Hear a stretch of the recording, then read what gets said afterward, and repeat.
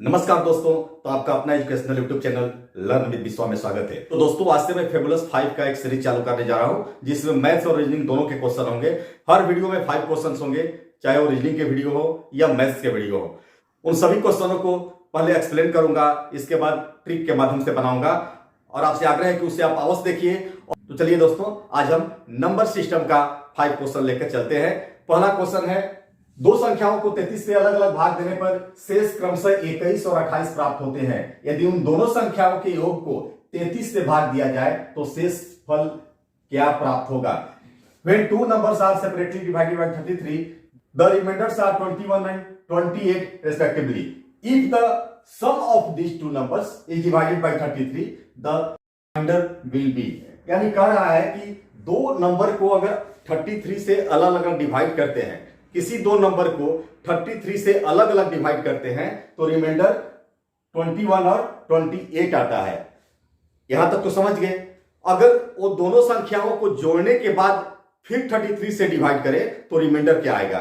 बहुत ही आसान होता है, 2 सेकंड में बनता है दोस्तों, 2 सेकंड में। और इसका आंसर अभी मैं आपको बता सकता हूं, 21 plus 28 minus 33 equal to 16 answer होगा दोस्तों। लेकिन अभी हम आपको एक्सप्लेन करके बताऊंगा कि कहीं भी डाउट ना रहे। तो चलिए हम इसको पहले एक्सप्लेन करते हैं और इसके बाद फिर ट्रिक के माध्यम से आपको बताते हैं। तो चलिए दोस्तों, हम पहले इसको एक्सप्लेन करते हैं। Let the number first equal to n1 कर दीजिए एंड सेकंड को क्या कर दीजिए? n2 कर दीजिए। यानी पहला नंबर n1 मान लिए और दूसरा नंबर हम n2 मान लिए। अब आगे देखते हैं। इसके पहले देखिए दोस्तों, डिविडेंड के बारे में हम आपको बता दें। या जो नंबर है इक्वल टू क्या होता है? Divisor into quotient plus reminder.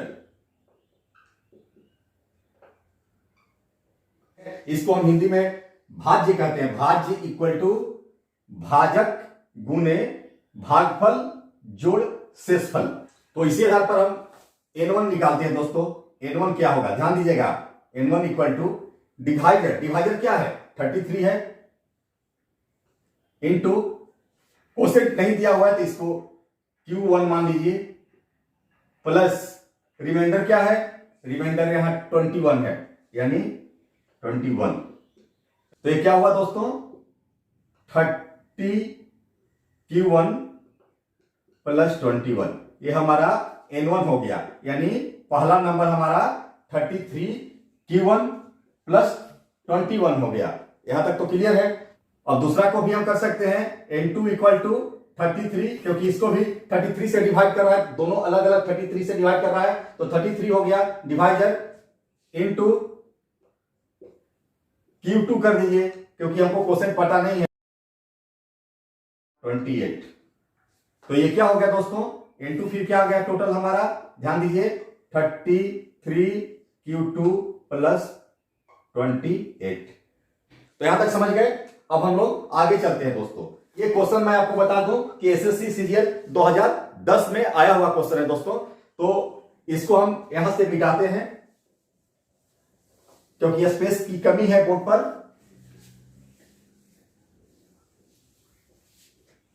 According to question, अब कह रहा है कि अगर n1 और n2 के योग को डिवाइड कर रहा है 33 से, तो यहां होगा n1 plus n2 divided by 33।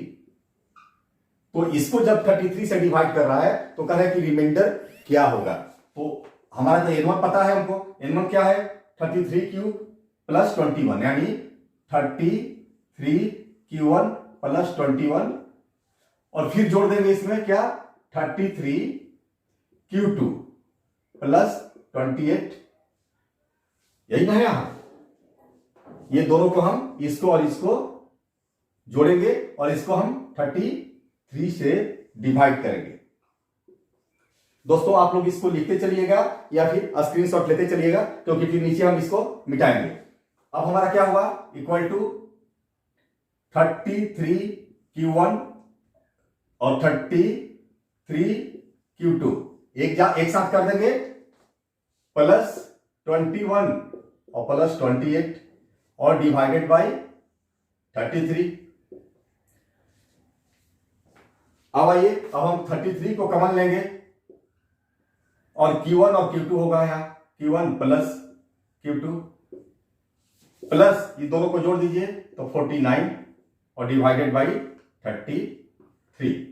33 से तो पूरा कट जाएगा, क्योंकि 33 का मल्टीप्लाई जो है, इसे जोड़ेंगे जो भी है जुटेगा तो इसका मल्टीप्लाई कुछ होगा, तो 33 यहां है कटेगा तो उसका कितना भी मल्टीप्लाई है वो 33 से कट जाएगा, तो इससे तो ये चला जाएगा, ध्यान दें दोस्तों। लेकिन इससे ये नहीं जा रहा है, यानी 33 और 49 में के पीछे रिमाइंडर हमारा कहीं छिपा हुआ है, यानी ये तो कट जाएगा लेकिन ये पूरा पूरा नहीं कटेगा, यानी हमारा जो मेन होगा ये 49/33 होगा।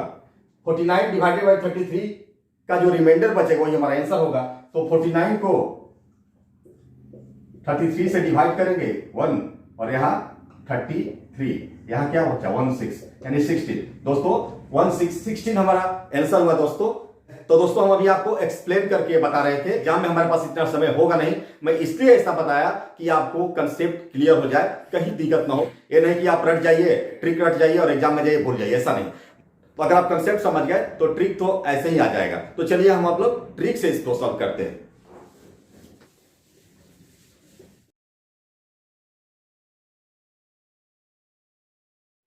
तो इसका ट्रिक होता है दोस्तों R1 plus R2 minus D.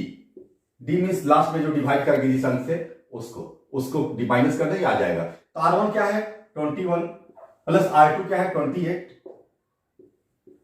Minus divide किससे करना है 33 से, दोनों के को हमको 33 से डिवाइड करना है। तो हम देखिए दो तरह का ट्रिक आपको देंगे, ये ट्रिक हमारा पहला है। अब देखिए हमें अगर दोनों को अलग अलग 33 से डिवाइड किया जा रहा है, ध्यान दीजिए बहुत इंपॉर्टेंट है, और इस पर बहुत सारे क्वेश्चन आपको इसी टाइप के आएंगे जो हम आगे अभी सॉल्व करेंगे, ध्यान दीजिएगा। तो जब हम सॉल्व करेंगे तो 16 आएगा, यानी R1 प्लस R2 करके माइनस डी कर देंगे, लास्ट वाला डिजिट को हम बन जाएगा।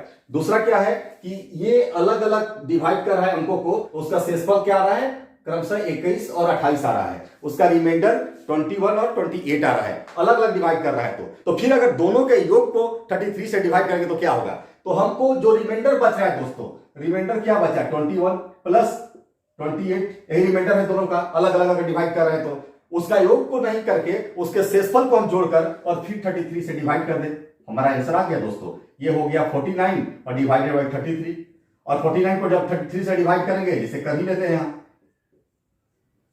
1 बार में जाएगा, यहां 33 होगा और यहाँ क्या हुआ, क्या बचा रिमाइंडर 16। तो यही तो पूछ रहा है रिमाइंडर क्या होगा, तो 16 होगा। तो चलिए दोस्तों हम दूसरा क्वेश्चन लेकर देखते हैं। दोस्तों ये दूसरा क्वेश्चन है, बहुत ही इंपॉर्टेंट है और 2-3 सेकंड में बनने वाला क्वेश्चन है दोस्तों। The given question is a number when divided by 387 gives 48 the remainder. If the same number is divided by 43, then the remainder will be. कहने का मतलब है कि किसी संख्या को 387 से हम जब डिवाइड करते हैं तो हमारा जो शेषफल है वो 48 प्राप्त होता है। अगर उसी संख्या को हम 43 से डिवाइड करेंगे तो रिमाइंडर क्या बचेगा, तो शेषफल क्या बचेगा, बहुत इंपॉर्टेंट है। अभी जो पहला क्वेश्चन किए हैं उसमें क्या था, जब दो संख्याओं को अलग अलग 33 से हम डिवाइड करते हैं तो उतना रिमाइंडर बचता था, और वो दोनों के योग को हम फिर 33 से डिवाइड करेंगे तो कितना रिमाइंडर बचेगा। तो हम क्या करते थे, संख्या नहीं, जितना रिमाइंडर बचा था ना उसी को जोड़ दिए थे और फिर 33 से डिवाइड कर दिए थे, हमारा आंसर आ गया था। इसी तरह यहां भी वही कर सकते हैं। यहां कर रहा है कि इस संख्या को 387 से भाग देने पर शेषफल 48 प्राप्त होता है, तो उसी संख्या में 43 से भाग देने पर शेषफल क्या होगा, तो कुछ नहीं दोस्तों, इस अंक से कोई मतलब नहीं है हमें। हम 48 जो शेषफल प्राप्त है उसी को 48 को ही हम 43 से डिवाइड कर देंगे, आंसर आ जाएगा। तो इसमें रिमाइंडर कितना बचेगा 5। आप देख सकते हैं इसको 48 है और इसको हम 43 से डिवाइड किए, 1 बार में गया, यहाँ 43 और यहाँ 5, हमारा 5 आंसर हो गया दोस्तों। ये तो ट्रिकी अप्रोच है बहुत फास्ट बनाने के लिए, लेकिन कभी कभी एग्जामिनेशन हॉल में आप इस ट्रिक को मिस कर रहे हैं, तो उसके लिए हम इसे एक्सप्लेन करते हैं, कभी भी कहीं भी आप नहीं भूलेंगे। तो चलिए इसका कंसेप्ट और एक्सप्लेनेशन देखिए। पहले हमको बताया है, ध्यान दीजिएगा, ये हमारा dividend equal to divisor into quotient plus remainder, बस यही जानना है और आप जानते भी हैं। चलिए हिंदी में जानना चाहते हैं तो भाज्य बराबर भाजक गुने भागफल जोड़ शेषफल, तो यही पुटअप कर देते हैं हमारा। तो ये भाज्य है, मान लेते हैं भाज्य है, लिख देते हैं, ध्यान दीजिएगा हिंदी में, इक्वल टू डिवाइडर दिया हुआ कितना 387 इनटू कोसेंट नहीं है यहां तो कोसेंट हमारा x मानना पड़ेगा, प्लस r भी है 48। तो हमारा संख्या क्या हुआ दोस्तों, संख्या हमारा आया 387x प्लस 48 बन गया दोस्तों।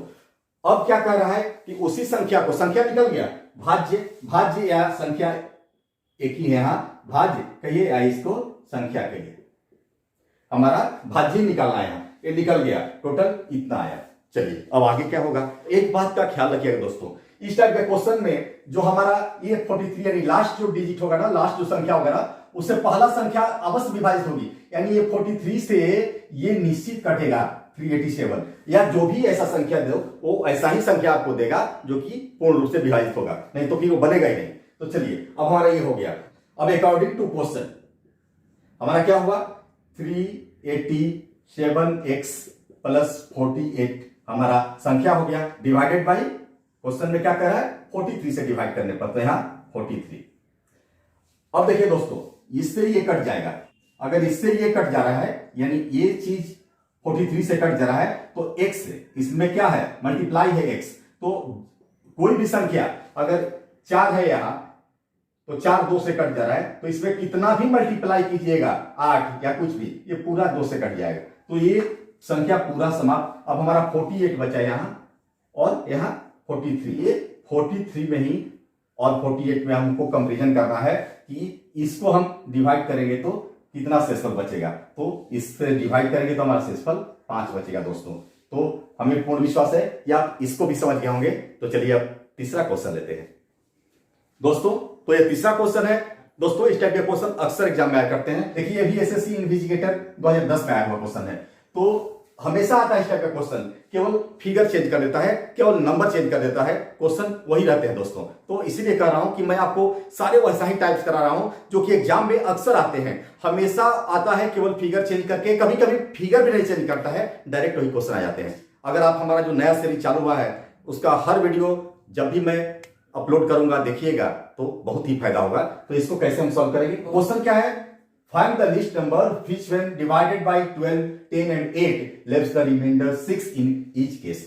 each case हर दशा में 6 आया। ध्यान दीजिएगा, वह छोटी से छोटी संख्या जिसे 12, 10 अथवा 8 से डिवाइड करने पर हर दशा में, हर अवस्था में केवल और केवल 6 आए, या केवल और केवल 7 आए, केवल और केवल 8 है, जो भी पूछे, यानी एक ही फिगर आएगा हर दशा में, जो भी यह रहेगा उस केस में हम क्या करेंगे, बहुत इंपॉर्टेंट है, क्या निकालना है, लिस्ट नंबर कौन है जिसमें हमें रिमाइंडर 6 मिले हर दशा में। तो लिस्ट नंबर है और रिमाइंडर 6 मिले किसी से डिवाइड करने पर, 12 से, 10 से और 8 से। तो इसका मतलब यहां जब हम 12, 8, 10 किसी से डिवाइड करेंगे, 12 से, 10 से और 8 से, तो डिवाइड होगा और रिमाइंडर शेष मिलेगा हमारा कितना 6। तो हमारा कहने का मतलब बन तो गया दोस्तों। तो हम अब क्या करेंगे दोस्तों, तो हम ऑलवेज जब ये 3 संख्याएं दिया हुआ है और लिस्ट नंबर बनाना है इसको, तो हम इन सब का एलसीएम निकालेंगे। ध्यान दीजिएगा दोस्तों, रिक्वायर्ड लिस्ट नंबर हमारा क्या होगा, तो हम जो भी संख्याएं दिया हुआ है उसका एलसीएम लेंगे, अब प्लस जो शेष दिया हुआ है यानी 6 रिमाइंडर जो दिया हुआ है उसको जोड़ देंगे। तो जब हम 12, 10 और 8 का एलसीएम लेने के बाद इसका एलसीएम करेंगे, ध्यान दीजिए एलसीएम करेंगे, और ये जितना आएगा उसमें हम 6 जोड़ देंगे, क्योंकि इसलिए जोड़ेंगे कि ये 6 एक्सेस हमको लाना है क्योंकि वो रिमाइंडर बचना है उसको। 12, 10 और 8 का हम एलसीएम लेते हैं। तो आप एलसीएम निकालना जानते हो, लेकिन यहां इससे बताते हैं आपको 8 से। चलिए 2 लेंगे, 6, 5, 4, फिर हम यहां 2 लेंगे, 3, 5, 2 आ गया। यहां क्या 2 × 2 into 3 into 5 into 2 equal to 120। तो एलसीएम हमारा मिल गया दोस्तों, क्या मिला 120 अब प्लस ये 6 इक्वल टू 126 आंसर होगा दोस्तों हमारा। तो इस टाइप के ट्रिक्स, टेक्निक्स, कॉन्सेप्ट, एक्सप्लेनेशन के लिए मेरे यूट्यूब चैनल को अवश्य सब्सक्राइब कीजिए। और अब चलते हैं दोस्तों चौथा क्वेश्चन की ओर। तो देखिए दोस्तों, ये चौथा क्वेश्चन बहुत ही शानदार है। दो संख्याओं के योगफल और गुणनफल क्रमशः 12 और 35 है, उनके व्युत्क्रमों का योग क्या होगा। इंग्लिश में देखिए दोस्तों, the sum and product of two numbers are 12 and 35 respectively, the sum of their reciprocals will be. तो रेसिप्रोकल्स को हम व्युत्क्रम कहते हैं दोस्तों, रेसिप्रोकल को व्युत्क्रम कहते हैं। जैसे एग्जाम में जैसे आपसे पूछ सकता है कि ए का रेसिप्रोकल क्या होगा, तो कुछ नहीं 1/a होगा। ऐसे ही बी का क्या होगा, तो 1/b होगा। समझ गए। पूछ सकता है कि 35 का क्या होगा रेसिप्रोकल, तो होगा 1/35। तो आप रेसिप्रोकल समझ गए दोस्तों। तो चलिए हम इसको सॉल्व करते हैं। अगर ऐसे बनाना हो तो दोस्तों हमारा आंसर बन गया 12/35 हमारा आंसर हो गया। बस हम ऐसा क्वेश्चन एग्जाम में आएगा और हम बस तुरंत बना देंगे, 1 सेकंड तो लगा। चलिए हम इसको सॉल्व करके देखते हैं। कह रहा है कि दो संख्याओं का योग और गुणनफल क्रमशः 12 और 35 है। तो पहले हमें संख्या जानना है। संख्या क्या है, let the first number be A and second number be D. तो ये तो हो गया, पहला नंबर ए मान लिया और दूसरा नंबर बी मान लिए। अब हमको करना क्या है, अकॉर्डिंग टू क्वेश्चन कह रहा है कि दो संख्याओं का योगफल और गुणनफल। तो योगफल क्या है दोस्तों, a plus B equal to क्या है 12 है। ये 1 हो गया और a b यानी a into B equal to क्या है 35 है, ये हमारा 2 हो गया। चलिए समीकरण भी हमारा मिल गया, a plus B equal to 12 और a b इक्वल टू 35। तो व्युत्क्रमों का योग कह रहा है, तो व्युत्क्रम क्या हुआ, यानी sum of reciprocals equal to 1/a plus 1/b, यही ना होता है। तो इसी का सम में निकाला है दोस्तों। तो इसको और क्या लिख सकते हैं, जब हम सॉल्व करेंगे तो ए बी हो गया इसका लसअ और यहां b प्लस ए। तो दोस्तों बन गया, तो b प्लस ए या a प्लस बी बात एक ही है। मान दिया हुआ क्या 12